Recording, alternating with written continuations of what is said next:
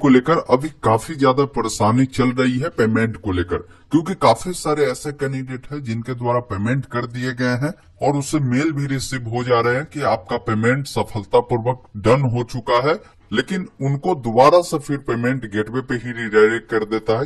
बोला जा रहा है कि आप पेमेंट फिर से करिए।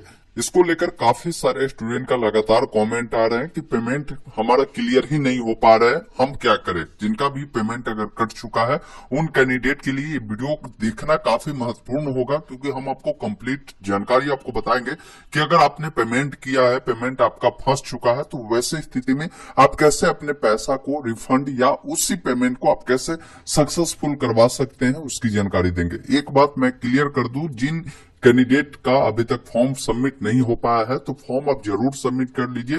पेमेंट करने की अंतिम तिथि 9 नवंबर 2023 तक है। अगर आप पेमेंट कर रहे हैं, अगर गलती से भी आपका पेमेंट कट चुका है, पेमेंट अगर आपका डन नहीं हुआ है, तो दोबारा पेमेंट ना करें। दोबारा पेमेंट करेंगे तो आपका जो है एक पेमेंट आपका चला जाएगा। इन बातों को ध्यान रखिएगा। एक ही पेमेंट आपका या तो रिफंड होगा या सक्सेस होगा।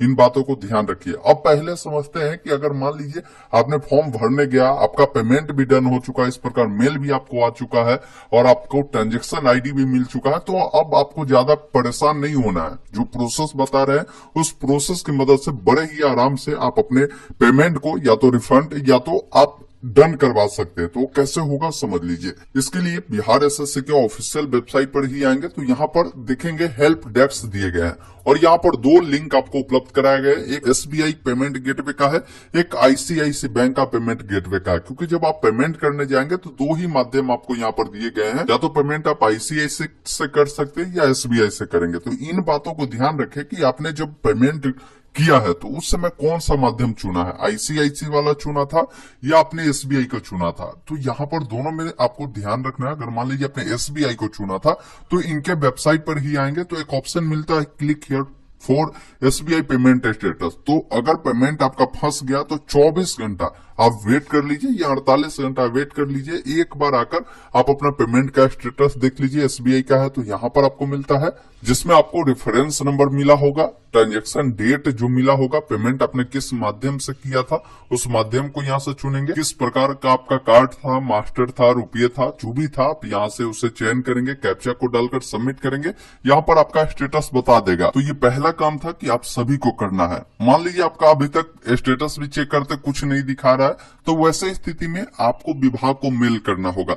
अब विभाग को यहाँ पर कॉन्टेक्ट नंबर भी दिए गए, लेकिन ये नंबर किसी काम का है नहीं, कॉल आपका लगेगा नहीं, लगेगा तो कॉल उठाएगा नहीं, इन प्रकार की समस्या हो रही। तो बेटर यही है कि आप विभाग को मेल करें। मेल से भी काफी सारे स्टूडेंट का जो पेमेंट है वो सक्सेस हुआ है और बहुत सारे कैंडिडेट का पेमेंट रिफंड भी हुआ। दो ही काम हो सकता है, जिस माध्यम से आपने पेमेंट किया होगा उस माध्यम से पेमेंट आपके या तो वापस हो जाएंगे या तो आपका पेमेंट डन हो जाएंगे। तो इससे मेल कैसे करना, विभाग को क्या आपको लिखना है, आइए मोबाइल के स्क्रीन पर चलकर आपको दिखाते हैं। सबसे पहले आप अपने मोबाइल में देखेंगे एक इस प्रकार का जीमेल आपको मिलता है। जीमेल वाले ऑप्शन को आपको क्लिक करना है और यहाँ पर नीचे देखेंगे एक ऑप्शन मिलेगा कंपोज का, जिस पेंसिल वाले विकल्प पर आपको क्लिक करना है।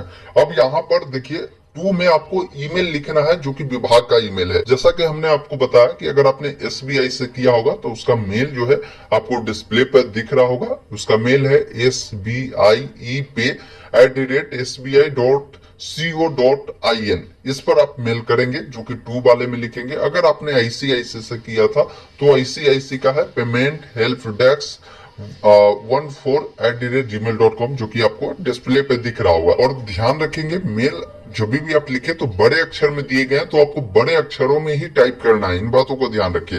अब नीचे में एक ऑप्शन मिलता है सब्जेक्ट का, तो सब्जेक्ट में आपको क्या लिखना है समझिए। इस वाला में आपको लिखना है payment deducted but form not submit, यानी आपके पैसा कट चुके हैं लेकिन आपका फॉर्म सबमिट नहीं हुए हैं। अब यहाँ पर कंपोज ईमेल में आपको क्या करना है कि पूरे डिटेल में आपको बताना है कि आपके साथ परेशानी क्या हुई है। तो मैं इसका जो फॉर्मेट है आपको इस वीडियो के डिस्क्रिप्शन में आपको दे दूंगा, वहां से कॉपी कर आप डायरेक्ट लिख लीजिएगा। इसमें आप बताइएगा कि हमने जो है फॉर्म के लिए ऑनलाइन अप्लाई किया है बिहार एसएससी इंटर लेवल बहाली के लिए, जिसमें आपका जो भी पेमेंट कटा, जैसे मेरे केस में 540 कटा है, तो हम यहाँ पर अमाउंट जो है 540 लिखे हैं।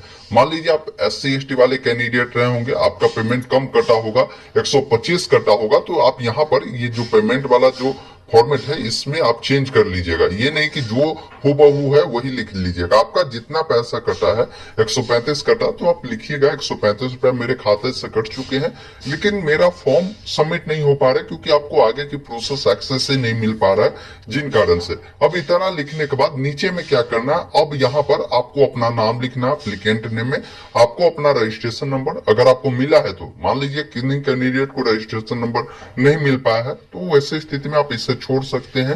मोबाइल नंबर आप डालेंगे, ईमेल आईडी डालेंगे, डेट ऑफ बर्थ डालेंगे, और पेमेंट आपको बतानी है कि पेमेंट आपका कितना कटा है, 135 या आपको 540 कटा है, वो आप बताएंगे। साथ ही साथ ट्रांजेक्शन आईडी और पेमेंट डेट। आप कहेंगे ट्रांजेक्शन आईडी कहां से मिलेगा, तो जब पेमेंट अगर आपका कट चुका होगा तो आप अपने ईमेल को चेक करें, या जो भी मोबाइल से आपने पेमेंट किया है, या तो यूपीआई से किया होगा या एटीएम से किया होगा, उस पे एसएमएस में भी आपको एक ट्रांजेक्शन आईडी मिलता है, जो कि देख पाएंगे। इस प्रकार एक ट्रांजेक्शन आईडी देखने को मिलता है, और डेट पता चल जाएगा कि आपने फॉर्म को कब सबमिट किया है। वो डेट आप यहाँ पर लिख लेंगे, और उसके बाद इसको क्या करना है, यहाँ से आपने जो पेमेंट किया है उसका एक कोई भी प्रूफ जरूर अटैच कर देंगे। इससे क्या होगा कि पेमेंट आपकी जो क्लियर है, मतलब कि जो आपका पेमेंट फंस चुका, तो जल्द से जल्द विभाग आपका क्लियर कर देगा। इसमें जो भी आपने पेमेंट किया उसका स्क्रीनशॉट आपके पास होगा, यूपीआई वाला, या इसके अलावा आपके मेल पर भी गया होगा, जो कि इस प्रकार आप देख पा रहे होंगे। इसका भी आप स्क्रीनशॉट यहाँ पर अटैच कर सकते हैं, क्योंकि इसमें आपका ट्रांजेक्शन आईडी ऑलरेडी दिए हुए हैं। उसे अटैच करने के लिए आपको सिंपली इस वाले ऑप्शन पर क्लिक करना है। जैसे आप यहाँ पर क्लिक करेंगे तो सबसे पहले बोले जाएगा कि फाइल को अटैच करिए, इस पर आपको क्लिक करना है।